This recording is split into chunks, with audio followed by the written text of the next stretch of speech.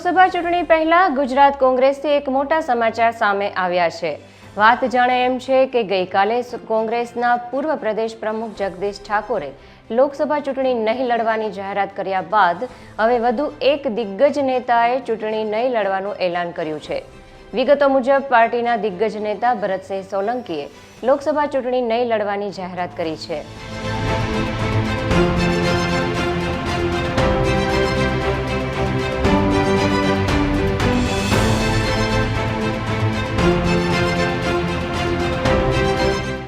અહીં મહત્વનું એ છે કે કોંગ્રેસના ઉમેદવારોની સંભવિત રીતે આજે જાહેર થઈ શકે છે। પાર્ટીના દિગ્ગજ નેતા ભરતસિંહ સોલંકીએ ટ્વિટર પર લખ્યું કે મને અને મારા પરિવારને કોંગ્રેસ પાર્ટીએ દાયકાઓથી ઘણું આપ્યું છે।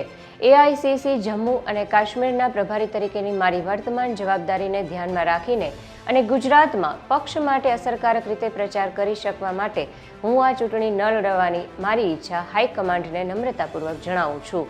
તેમ છતાં કોંગ્રેસના આજીવન સૈનિક રહીને કેન્દ્રીય નેતૃત્વ દ્વારા જે પણ નિર્ણય લેવામાં આવશે તે હું સ્વીકારીશ અને તેનું પાલન કરીશ।